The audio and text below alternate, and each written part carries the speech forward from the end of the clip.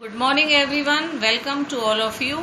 हमारे दक्षिण भारत में अलाउद्दीन खिलजी के अभियान को आज हम अपने टॉपिक के रूप में ले रहे हैं और उत्तरी भारत का विजय अभियान देख लिया था। अभी हमने लास्ट टॉपिक में वो पढ़ लिया था। अब आप देखिए, दक्षिण भारत के सर्वप्रथम हम देखते हैं कौन कौन से राज्य थे जो दक्षिण भारत के प्रमुख राज्य थे। इनमें पहला आप देखिएगा, पश्चिम में अवस्थित था यादवों का राज्य और इसकी राजधानी जो थी वो थी देवगिरी या दौलताबाद। पूर्व में था काकतीयों का राज्य तेलंगाना, जिसकी राजधानी थी वारंगल। फिर अगला राज्य जो था कृष्णा नदी के दक्षिण में होयसल राज्य था। होयसल, इसकी राजधानी थी द्वार समुद्र। और सुदूर दक्षिण में पांड्यों का राज्य था, जिसकी राजधानी थी मदुरा।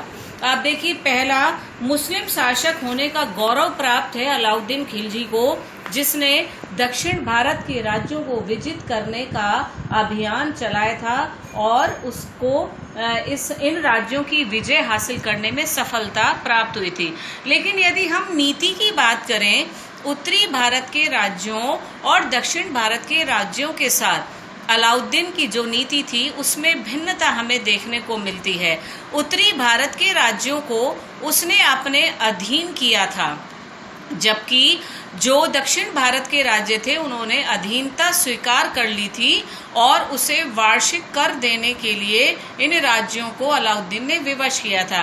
यानी इसका अभिप्राय ये है कि जहां उत्तरी भारत के राज्य दिल्ली सल्तनत में विलीन किए गए थे, वहीं दक्षिण भारत के राज्यों को सिर्फ अधीन करके उनसे वार्षिक कर लेना स्वीकार किया गया था। अब प्रमुख आक्रमण कौन कौन से हैं? सर्वप्रथम आप देखिएगा, वारंगल पर असफल आक्रमण किया गया था 1302-3 ईस्वी में और इस आक्रमण का या इस अभियान का नेतृत्व किया था नुसरत खां के बेटे छज्जू और फखरुद्दीन जूना ने। यहाँ इस जूना को आप याद रखिएगा, ये मोहम्मद तुगलक था जिसका वास्तविक नाम जूना खां था। तो नुसरत खां के बेटे छज्जू और फखरुद्दीन जूना द्वारा इस वारंगल के अभियान का नेतृत्व किया गया था और उस समय यहाँ का शासक था प्रताप रुद्रदेव और इस अभियान का परिणाम निकला था तुर्कों की पराजय हुई थी। यानी पहले आक्रमण में तुर्कों को मुंह की खानी पड़ी थी, उन्हें विजय नसीब नहीं हुई थी। फिर इसके बाद आप देखिएगा, दूसरा आक्रमण था देवगिरी पर, उन्हें आक्रमण किया गया था। यहाँ का शासक रामचंद्र देव था और आक्रमण यहाँ पर 1306-7 ईस्वी में किया गया था। इस आक्रमण का नेतृत्व मलिक काफूर ने किया था। यदि आपको याद हो, मलिक काफूर जो गुजरात अभियान के दौरान खंबात से उलुग खां और नुसरत खां को प्राप्त हुआ था एक दास के रूप में, उसी मलिक काफूर की योग्यता से प्रभावित होकर के देवगिरी के इस आक्रमण या अभियान का नेतृत्व अलाउद्दीन ने मलिक काफूर को सौंपा था। इसका प्रमुख कारण क्या था? देवल देवी थी कर्ण बघेल की पुत्री, जिसे वो अपने साथ ले गया था रामचंद्र देव के यहाँ उसने जब शरण प्राप्त की थी। चूंकि इसकी जो माँ थी, देवल देवी की माँ कमला देवी, वो अलाउद्दीन खिलजी के हरम में अन्य स्त्रियों के साथ रह रही थी, तो कमला देवी की अपनी बेटी से मिलने की इच्छा थी। तो अलाउद्दीन ने इसीलिए ऐसा माना जाता है कि देवगिरी पर आक्रमण कराया था ताकि देवल देवी को प्राप्त कर उसको उसकी माँ से मिलाया जा सके। यहाँ पे आप देखिए, जो देवगिरी का शासक था रामचंद्र देव, उसके द्वारा राजा कर्ण बघेल को बगलाना का एक छोटा सा राज्य था उसका राजा बना दिया गया था। अब इसकी सीमाएं जो थी वो दिल्ली के निकट थी, तो स्वाभाविक है अलाउद्दीन अपने राज्य की सीमा पर किसी दूसरे राज्य की सीमा को स्वीकार नहीं कर सकता था, बर्दाश्त नहीं कर सकता था। तो उसके राज्य की सीमाओं से जब ये बगलाना की सीमाएं मिली तो संभवतः आक्रमण के लिए वह और अधिक प्रेरित हुआ। अतः तुर्क सेना का पहला जो सामना हुआ वो सामना भी इसी कर्ण बघेल के साथ हुआ और कर्ण बघेल ने युद्ध किया, लेकिन वह परास्त हुआ। और देवल देवी जो थी वो तुर्कों को प्राप्त हो गई, जिसका बाद में विवाह अलाउद्दीन ने अपने बड़े पुत्र खिज्र खां से कर दिया था। शंकर देव का मलिक काफूर से, जो शंकर देव था रामचंद्र देव का पुत्र था, और वो मलिक काफूर से परास्त हो गया था। ये संघर्ष के दौरान एक सेना लेकर के पहुंचा था शंकर देव भी, और वो मलिक काफूर से परास्त हुआ था। जब शंकर देव परास्त हो गया तो रामचंद्र देव ने आत्मसमर्पण कर दिया। लेकिन आप देखिए यहाँ पर अलाउद्दीन खिलजी के द्वारा रामचंद्र देव के साथ काफी सम्मानपूर्ण व्यवहार किया गया था। जब वह दिल्ली पहुंचा रामचंद्र देव, तो अलाउद्दीन ने उसे राय रायन की उपाधि प्रदान की और साथ ही में उसका राज्य भी उसे वापस लौटा दिया था।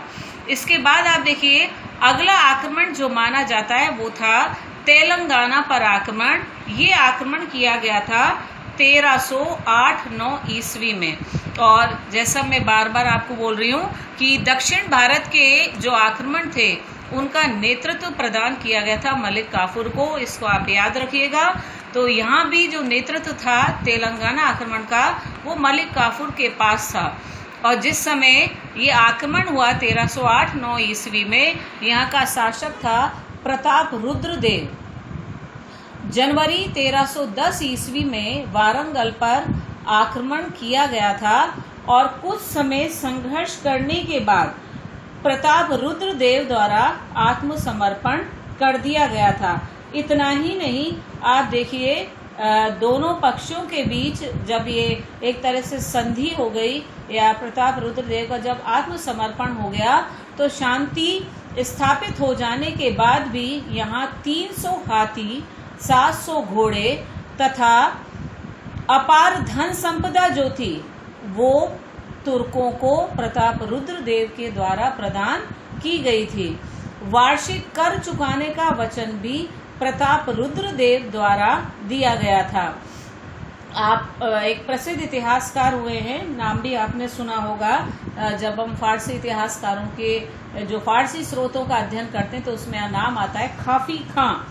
और इस काफी खां ने माना है कि कोहिनूर का जो प्रसिद्ध हीरा है, यदि आपने पहले कभी पढ़ा हो, गोलकुंडा की खान से कोहिनूर का हीरा प्राप्त किया गया था और वही कोहिनूर का हीरा प्रताप रुद्र देव ने अलाउद्दीन खिलजी को भेंट किया था। हालांकि इस बात की प्रासंगिकता जो है उसको स्वीकार नहीं किया जाता पूर्णतः, लेकिन अधिकांश मुस्लिम इतिहासकार जो हैं, जिसमें काफी खां भी प्रमुख है, उसके अनुसार ये हीरा कोहिनूर का हीरा भी भेंट किया गया था। इसके बाद आप देखिए होयसल राज्य आता है।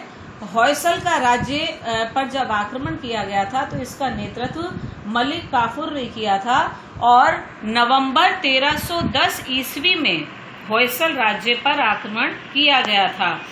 एक विशाल सेना के साथ जो मलिक काफूर है उसने होयसल राज्य की ओर प्रस्थान किया और इस होयसल राज्य की जो राजधानी थी वो थी द्वार समुद्र। और आपको बता दें, द्वार समुद्र अपनी समृद्धि के लिए काफी विख्यात थी, काफी प्रसिद्ध थी। जब एक विशाल सेना के साथ मलिक काफूर होयसल राज्य पहुंचा तो सर्वप्रथम उसने राजधानी द्वार समुद्र की घेराबंदी की और इस तुर्क सेना द्वारा आप देखिएगा हमारे जो मंदिर हैं उनमें अपार धन संपदा रहती है, हीरे जवाहरात, ये सोना चांदी, हमारे यहाँ के जितने मूल्यवान धातु हैं वो सारे इन मंदिरों में उस समय अच्छी तरह से जड़े जाते थे। और दक्षिण के ये राज्य जो थे, बार बार आपको बताना चाहूंगी, आर्थिक दृष्टि से बेहद समृद्ध थे। तो यहाँ के जब ये आक्रमण हुआ तो द्वार समुद्र की घेराबंदी के समय आप देखिए जो मंदिर थे उन मंदिरों को बहुत लूटा गया था और यहाँ के नागरिक भी, जब स्वाभाविक है कि समृद्ध नगर था तो यहाँ के नागरिक भी समृद्ध होंगे, इन नागरिकों को भी खूब लूटा गया था। और वल्लाल तृतीय जो था वो यहाँ का शासक था, उस वल्लाल तृतीय को संधि करने के लिए विवश होना पड़ा था। अंततः वल्लाल तृतीय द्वारा भी पूर्व के शासकों की या पूर्व इन राज्यों देवगिरी, तेलंगाना आदि की भांति उसने भी तुर्कों की अधीनता स्वीकार कर ली थी और उन्हें वार्षिक कर देना भी स्वीकार कर लिया था। और इस वार्षिक कर के रूप में एक बड़ी धनराशि जो है वो प्रदान की जाती थी। इतना ही नहीं, आप देखिए जो ये पूरा अभियान हुआ था, युद्ध जो चला था, उस युद्ध में जितनी क्षति हुई थी उस क्षति की जो क्षतिपूर्ति थी, युद्ध का हर्जाना आप इसे कह सकते हैं, युद्ध हर्जाने के रूप में भी एक बड़ी धनराशि वल्लाल तृतीय द्वारा इनको सौंपी गई थी। इसके बाद हम बात करते हैं पांड्य राज्य की। द्वार समुद्र से मलिक काफूर जो था वो सुदूर दक्षिण के अंतिम राज्य पांड्य राज्य की ओर उसने कूच किया।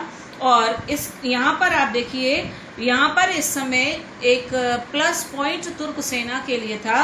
जो दो भाई थे, वीर पांडे और सुंदर पांडे, इन दोनों में गृह युद्ध चल रहा था और ये तुर्क सेना के लिए सुअवसर था कि जब युद्ध में, गृह युद्ध में कोई राज्य फंसा हो तो उस स्थिति का लाभ उठा करके उस राज्य को परास्त करना किसी भी सेना के लिए आसान हो जाता है। कुछ विद्वान ये मानते हैं कि सुंदर पांडे जो था उसने तुर्क सेनापति मलिक काफूर से सहायता की याचना की थी और संभवतः यही कारण है कि मलिक काफूर एक विशाल सेना के साथ वहां पहुंचा। और यहाँ भी आप देखिएगा, मलिक काफूर द्वारा सर्वप्रथम जो पांड्य राज्य की राजधानी है मदुरा, उस पर आक्रमण कर उस पर अधिकार कर लिया गया। वीर पांडे के सम्मुख युद्ध के स्थान पर छापामार युद्ध पद्धति के माध्यम से शत्रु से संघर्ष जारी रखना एक उचित उपाय था। और छापामार युद्ध पद्धति जो है उसमें ये काफी पारंगत भी था और यही कारण है कि उसने छापामार युद्ध पद्धति से काफूर के विरुद्ध युद्ध को जारी रखा। लेकिन मलिक काफूर आप देखिए वीर पांडे को पकड़ने में अंत तक असफल रहा, किंतु भव्य मंदिर जो थे वो पांड्य राज्य में भी थे और इन भव्य मंदिरों से अथाह संपत्ति धन प्राप्त करने के उद्देश्य से उसने इन मंदिरों को जमकर लूटा और यहाँ से अथाह धन प्राप्त उसे हुआ। और इन मंदिरों की लूट के बाद जब वह वीर पांडे को पकड़ने में असफल हो गया तो दिल्ली वापस लौट आया। फिर इसके बाद आप देखिए अगला और अंतिम और महत्वपूर्ण जो आक्रमण हुआ था मलिक काफूर का, वो था देवगिरी पर अंतिम आक्रमण। देवगिरी का राज्य अभी हम पढ़ चुके हैं, देवगिरी पर आक्रमण। देवगिरी पर जब वहाँ के शासक रामचंद्र देव की मृत्यु हो गई तो उसका पुत्र शंकर देव शासक बना।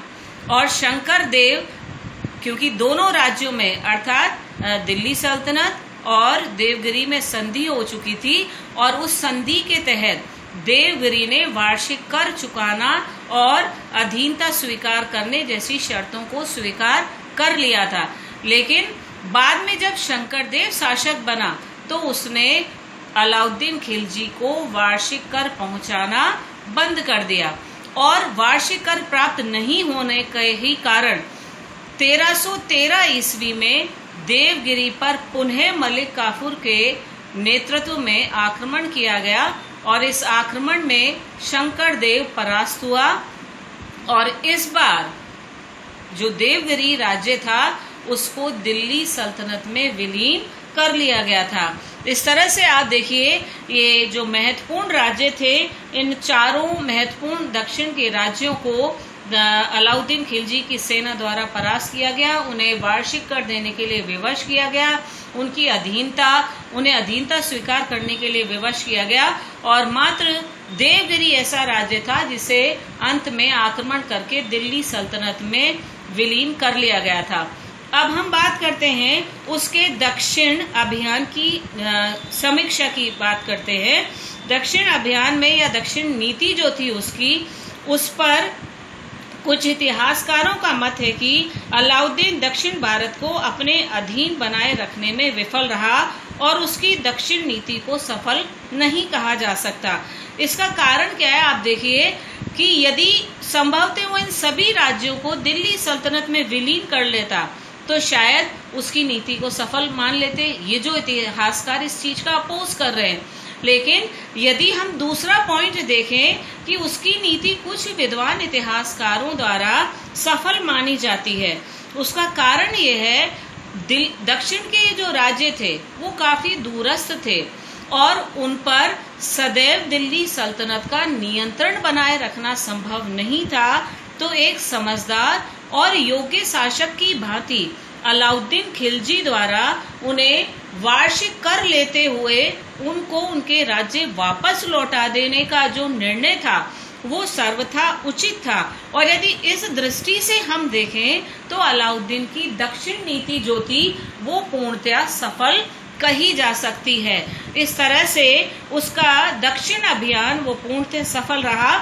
बेशक विद्वानों में काफी मतांतर है, लेकिन उस समय की राजनीतिक मांग को देखते हुए उसका उन राज्यों को विलय न करना राजनीतिक दृष्टि से उचित था। आज के इस टॉपिक को हम यहीं समाप्त करते हैं। अलाउद्दीन के उत्तरी और दक्षिणी अभियान कंप्लीट हो गए हैं और कोई भी आपको डिस्कशन करना हो तो आप लोग मेरे को कांटेक्ट कर सकते हैं। Thank you very much. Have a nice day to all of you. घर में रहिए, सुरक्षित रहिए। धन्यवाद।